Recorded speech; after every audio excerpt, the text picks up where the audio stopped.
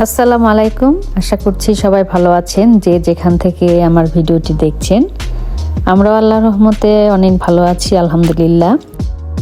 সকাল সকাল ছেলেকে স্কুলে নামিয়ে দিয়ে চলে আসলাম দাঁতের ডাক্তারের কাছে। অ্যাপয়েন্টমেন্ট ছিল আজকে সকাল 10টায়। আজকে আসছি দাঁতের ডাক্তারের কাছে। তো কেন আসছি সেটা আপনাদের পরে বলি।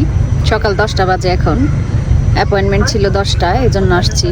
তো গত সপ্তাহে আসছিলাম, যে কাজের জন্য আসছিলাম গত সপ্তাহে সেই কাজটা হয় নাই। তো এই সপ্তাহে আবার নতুন করে অ্যাপয়েন্টমেন্ট দিছে। তো সিরিয়াস কিছু না, তো এ বিষয়ে আপনাদের সাথে পরে আলাপ করব। আর এই দেশে দাঁতের ডাক্তারের অনেক খরচ, সেটা সম্পর্কেও বলবো। এখন প্রায় 10টা বাজে, আমি ভেতরে যাই, আমার অলরেডি সময় হয়ে গিয়েছে। পরে আমার কত টাকা লাগলো কেমন কি সেটা আপনাদেরকে জানাবো পরে। আজকের ওয়েদারটা খুবই গ্লুমি, মেঘলা মেঘলা। সূর্য যে দেখেন 10টা বাজে, সূর্যের কোনো খবর নাই। আর এটা হচ্ছে একটা মার্কেট প্লেস, এদিকে অনেক দোকানপাট, গ্রোসারি স্টোর আছে। আমরা গ্রোসারিতে আসলে এখানে একটা গ্রোসারিতে আসি। তো বিরাট বড় পার্কিং, যেহেতু অনেকগুলো দোকান এদিকে এক সাইডে, তো পার্কিং লটটাও বেশ বড়। আর এখানে আমার দাঁতের ডাক্তার একদম বাসার কাছে, আমার মাত্র 5 মিনিটেরও কম লাগলো সময়। তো এই জন্য এই কাছে যে দাঁতের ডাক্তারটা সেটাই নিয়েছি। আরও দূরে দূরেও আছে, আশপাশ দিয়েও আছে, ভাবলাম যে এখানটাতেই যাই। বিদেশে যারা থাকেন তারা অবশ্যই ভালো করে জানেন এই দেশে চোখের ডাক্তার এবং দাঁতের ডাক্তার, স্পেশালি এই দুইটা জিনিস দেখাতে খুবই এক্সপেন্সিভ। যারা সরকারি সুবিধা নেয় তাদের কথা অন্য, এবং কি যারা ফুল টাইম জব করে তারা তো সরকারি সুবিধা পাবেই না মোটেও। আর যাদের বয়স 18-র নিচে বাচ্চারা, তাদের সরকারি সুবিধা আছে। কিন্তু আমি লাস ভেগাসে এসে আমার বাচ্চাও 18 বছরের নিচে হয়েও সে কিন্তু সরকারি কোনো সুবিধা পাচ্ছে না, ডাক্তারের বিশেষ করে। তো আমাদের ইন্স্যুরেন্স আছে কাজের থেকে, আমি ইন্স্যুরেন্স নিয়েছি, আমরা সবাই নিয়েছি।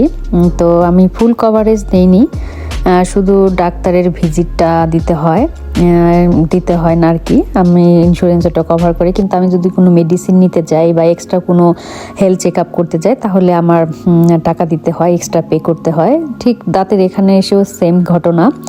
আমি যে ডাক্তার প্রথমে দেখালাম সেটা আমার ইন্স্যুরেন্স কভার করেছে, কিন্তু আমি যে তারপরে যে দাঁতের যে এখন আমি স্কেলিং কিংবা ক্লিন বলেন, ডিপ ক্লিন বলেন, যেটাই বলেন, সেটার জন্য আমাকে এক্সট্রা পে করতে হবে।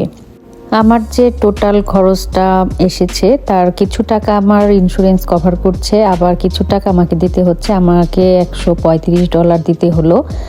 তো নেক্সট উইকে আমার আবার অ্যাপয়েন্টমেন্ট দিয়েছে, সেখানেও আমাকে আরও কিছু টাকা দিতে হলো। তো এখানে আপনার দাঁতের যদি আরও কোনো বিশেষ কোনো সমস্যা থাকে তাহলে তো আরও বেশি টাকা খরচ হয়।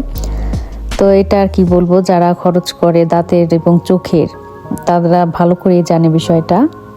আর আমি এখানে ওয়েট করছি, আমাকে ডাকবে, তারপরে আমি যাব। তো এখানে দেখেন অনেক বেশি ভিড়ভাট্টা নেই, আর যাদের দেখলাম বেশিরভাগই একটু বয়স্ক মানুষ। দাঁতের ডাক্তার দেখান শেষ, তো মনে হইলো যে ডাক্তার আমার দাঁতের উপর দিয়ে একটা যুদ্ধ চালাইলো, এরকম অবস্থা। কারণ হয়েছে যে নর্মালি দাঁতের ডাক্তারের কাছে আপনার 6 মাস পর পর আসা উচিত, আর কারোর যদি সমস্যা থাকে দাঁতে তাহলে 3 মাস পর পর। তো আমি সেই 2023 সালে আসছিলাম দাঁতের ডাক্তারের কাছে, আর এরপরে আর আসা হয় নাই। তো ডিপ ক্লিন করাইলাম, খুবই টার জমছিল আমার দাঁতে। আর 6 মাস পর পর না এসে খুবই ভুল করেছি। ডাক্তার খুব কষ্ট হয়েছে ওর। মহিলা ডাক্তার ছিল, তবে খুব ভালো, অনেক ভালো ভালো কথা বললো। তবে আসলে আরও আগে আসা উচিত ছিল। তো দাঁতের ডাক্তারের নিয়ে আমি আর কিছু কথা বলবো, কেমন খরচ লাগলো আমার। তো দাঁতের ডাক্তার দেখানোর পর শেষ হইলো আমার 10টায় ডাক্তারের কাছে আর এখন বাজে 12টা। তো অনেক সময় লাগছে। ডাক্তার বলতেছিল যে নর্মালি ওর 30-40 মিনিট লাগে, তো আমার তো 1 ঘন্টার উপরেই চলে গেল। তো বললো কি যে আমার দাঁতে বেশি টার জমছিল, এজন্য আসলে বেশি সময়টা লাগছে। তো যাই হোক, এখন ওখান থেকে বের হয়ে একটু গ্রোসারিতে যাবো, স্মিথে একটু সামান্য কিছু নিব। এই জন্য ভাবলাম যে পাশেই আছে, তাহলে একটু ঢুকি। এই গ্রোসারিটা আমরা বেশিরভাগ যাওয়া হয় একবার বাসার কাছে, এই জন্য এখানে আসি। আর এই স্মিথস প্রত্যেকটা এরিয়াতে আছে, মানে ইজিভাবে মানুষজন এই দোকানটাতে যাইতে পারে। দোকানে ঢুকেই দেখলাম যে ভ্যালেন্টাইন উপলক্ষে সব সাজগোজ শুরু হয়ে গেছে, মানুষ কেনাকাটা করবে, গিফট আইটেম সবই পাওয়া যাচ্ছে, এখন থেকেই শুরু হয়ে গেছে, কিন্তু বেশি তো আর সময়ও নেই। তো যাই হোক, দাঁতের ডাক্তার নিয়ে যেটা বলছিলাম, যে প্রথম দিন এসে কিন্তু দাঁতের ডাক্তার আমার কিন্তু স্কেলিং কিংবা যেটা ডিপ ক্লিন সেটা কিন্তু করা শুরু করেনি। আসলাম, আমার দাঁতের অনেকটা এক্সরে করলো অনেকবার, তারপরে ওরা কনফার্ম হলো কিভাবে করবে কি করবে। তো আসার পর পরে কিন্তু ওরা চিকিৎসা দেয় নাই। আর প্রথম দিন আমাকে ডান পাশটা আমার ক্লিন করলো, ডিপ ক্লিন, এবং কি আমাকে নেক্সট উইকে আবার নেক্সট 2 উইকস পর অ্যাপয়েন্টমেন্ট দিয়েছে, যে তখন আবার লেফট সাইডটাতে আমাকে স্কেলিং করবে। আমি একটু দেরি করেই অ্যাপয়েন্টমেন্ট নিয়েছি, কারণ রোজা এসে যাচ্ছে, রোজার মধ্যে তো আমি আর ওই ডিপ ক্লিন করতে যাব না, এটা সম্ভব না। একদিনেই আসলে ওরা 2 পাশটা করতে চায় না ডিপ ক্লিন। তো বলছিল যে আমার দাঁতে আসলে বেশি টার্টার জমে গেছে, এজন্য বেশি সময় লেগেছে এবং কষ্ট হয়েছে বেশি, রক্ত গিয়েছে বেশি, মানে এটা পরিষ্কার করতে গিয়ে আমার ব্লিডিং হয়েছে অনেক বেশি। তো অনেক কিছুই বলেছে, আর কিভাবে ব্রাশ করব এখন থেকে। তারপরে মাউথ ওয়াশ দিল একটা, সেটা দিয়ে আমাকে 30 মিনিট না, কয়েক সেকেন্ড কুলি করতে হবে, এবং ওটা করার পর আমি 30 মিনিটের মধ্যে কোনো কিছু খেতে পারবো না, পানি টানি কিছুই না। আর আসলে এই মাউথ ওয়াশটা এখানকার সবাই ব্যবহার করে থাকে, এখানে দোকানে গেলে আপনি দেখতে পারবেন বড় বড় বোতল মাউথ ওয়াশ থাকে, সবাই এগুলি ব্যবহার করে, ভালো দামও কিন্তু এক একটা বোতলের। তো এটা আসলে দাঁতকে ব্যাকটেরিয়া মুক্ত রাখতে সাহায্য করে। আর বলছিল যে যখন নাকি দাঁতে ব্যাকটেরিয়া আমাদের বাসা বাঁধে ওই টার্টারের নিচে, তখনই দাঁত ব্রাশ করতে গেলে আমাদের দাঁতে রক্তপাত ঘটে। আর এই জায়গার ডাক্তাররা আর একটা কাজ করে, যেটা হলো আমার যখন এক্সরে করলো দাঁতের, তখন বলছিল যে আমার যে আমরা বলি না যে আক্কেল মারি, তো এদেশের মানুষ কিন্তু আক্কেল মারিতে অনেক ব্যথা হয় বলে সেগুলা ফেলে দেয় উঠিয়ে, এবং ডাক্তাররাও এটা পরামর্শ দেয়। তা আমাকেও এরকম একটা পরামর্শ দিয়েছে। তা আমি বলেছি আমি এখন ওইটা ফেলতে চাচ্ছি না, বা আমার কোনো সমস্যা হচ্ছে না, এজন্য আমি ফেলবো না। তো কিন্তু আমাকে এই বুদ্ধিটা দিয়েছে ফেলার জন্য, কারণ ফিউচারে আমার এটা ব্যথা হবে, সবের সমস্যা হবে, ওখানে গিয়ে খাবার আটকাবে, জীবাণু থাকলে দাঁতের ক্ষতি হবে, এজন্য। তো আমার কথা, আমি ভালো দাঁত কেন উঠাতে যাব। তো যাই হোক, তারপরে আমি আবার আর একটা জিজ্ঞেস করলাম যে আমার মাঝখানের যে সামনের দাঁতটা যে ফাঁকা হয়ে গিয়েছে সেটা কি কারণে। তো ও বলল কি যে এটা আমার অর্থোডন্টিক্স না, মানে দাঁত বিশেষজ্ঞ, যে তার কাছে যে আমাকে জিজ্ঞেস করতে হবে। আর ও এখানে যে আমি ডাক্তারটা দেখিয়েছি, সেই ডাক্তার শুধু আমাকে দাঁতটা ডিপ ক্লিন করবে, এখানে শুধু ডিপ ক্লিনের ডাক্তারই থাকে, এরকম বিশেষজ্ঞ কেউ নাই। তো আমাকে আর একটা ঠিকানা দিল যে আমি যাতে করে ব্রেসেস লাগালে হয়তো বা ঠিক হতে পারে, এই জন্য আমাকে অন্য একটা ডাক্তারের বিশেষজ্ঞের পরামর্শ নিতে হবে। তো এখানে আপনি এক ডাক্তারের কাছে সব কিছু পাবেন না, এরা খুবই সেনসিটিভ ডাক্তার, একজনের পরামর্শ আর একজনকে দিবে না কখনোই, ওরা এটা খুবই কেয়ারফুলি করে থাকে।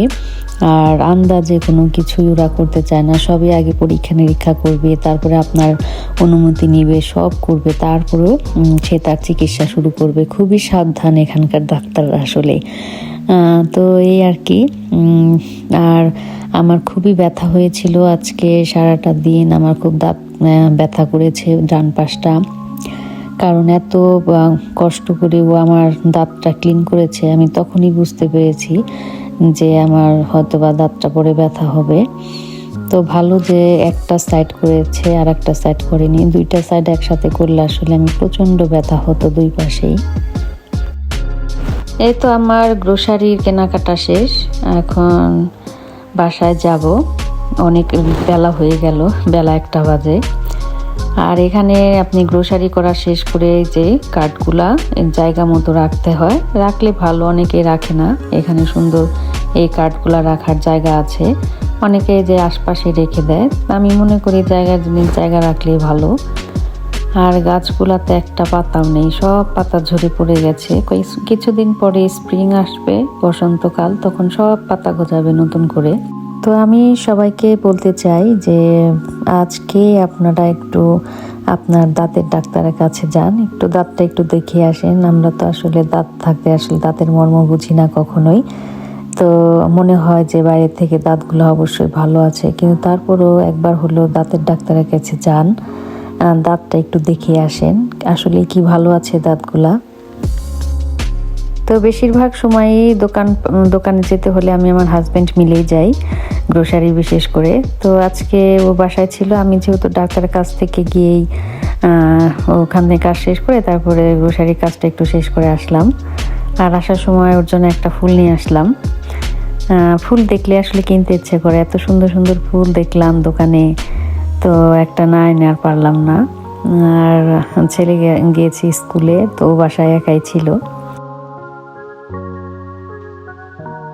তো এই তো ডাক্তার আমাকে একটা মাউথ ওয়াশ দিল। এই মাউথ ওয়াশটা, এটা দিয়ে দাঁত ব্রাশ করার পরে আমাকে 30 কুলকুচি করতে হবে, তারপরে 30 মিনিটের মধ্যে আর কোনো কিছু পান করা যাবে না, খাওয়া যাবে না বললো।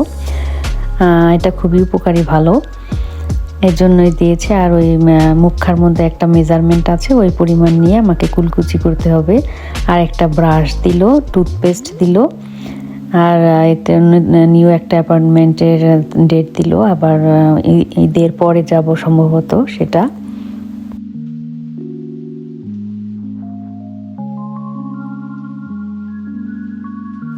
আর দিল একটা এই কি বলে, এই যে দড়ির মতো একটা জিনিস, যেটা দিয়ে আমরা যে দাঁত খিলিল করি, যে দাঁত খিলিল করার যে জিনিসটা থাকে, বললো কি যে ওইটা দিয়ে না করে এইটা দিয়ে করলে সবচাইতে ভালো। যে আঙ্গুলের মধ্যে পেঁচিয়ে তারপরে দাঁতের ভিতরে ঢুকিয়ে তারপর টান দিতে হবে, যাতে সব ধরনের ময়লা কিংবা যে কোনো কিছু আটকে থাকলে এটা সুন্দর ক্লিন হয়ে বের হয়ে আসবে। তো স্পেশালি ওইটা আমাকে বারবার করে বলে দিয়েছে এটা এরকম করে করতে। তো দেখি ট্রাই করে করতে পারি কিনা। দোকান থেকে যে ফুলটা নিয়ে আসলাম, তো ফুলটা একটু পানিতে ভিজিয়ে রাখি, আর সাথে একটা মেডিসিন দিয়ে দেয়, সেটা আগে পানির মধ্যে গুলিয়ে নিলাম, যাতে করে ফুল অনেকক্ষণ তাজা থাকে, অনেক দিন ভালো থাকে, তাজা থাকে। এই জন্যই তরতাজা থাকার জন্যই এই মেডিসিনটা এই ফুলের সাথে দেয়া থাকে। জিনিসটা আমার কাছে খুবই ভালো লেগেছে, এবং কি ফুলগুলা কিন্তু বেশ কিছুদিন তরতাজা থাকে পাউডারটা পানির সাথে মিশিয়ে দিলে। তো ফুলের কালারগুলি এত সুন্দর, সবগুলি কালারই সুন্দর, মনে হচ্ছিল যে সবগুলা ফুলই নিয়ে আসি, কিন্তু বেশ দাম। আপনি এই যে একটা ফুলের তোড়া আনলেন, মানতে গেলে কি হবে, আপনি তার চাইতে যদি একটা কোনো খাবার কিনেন তাহলে তার চাইতে দাম কম পড়বে মনে হয়। তো সব সময় দোকানে গিয়ে আমি ফুলের ওই সাইড দিয়ে ঘুরতে থাকি, কিন্তু এত বেশি দাম আর কিনতে ইচ্ছা করে না। তো আজকে ফুলের তোড়াটা খুবই রিজনেবল প্রাইজে পেলাম, $12 নিল, $12, এর জন্য একটা নিয়ে আসলাম, এনে আমার হাজব্যান্ডকে দিলাম। তো সামনে ভ্যালেন্টাইন্স আসছে, তো আপনাদের সবার কি প্ল্যান অবশ্যই শেয়ার করবেন আমার সাথে। আর আজকের ভিডিওটা কেমন লাগলো অবশ্যই জানাবেন, ভালো লাগলে একটা লাইক, কমেন্ট, শেয়ার অবশ্যই করবেন। তো নেক্সট ভিডিও দেখার আমন্ত্রণ রইল। আজ তাহলে এই পর্যন্ত।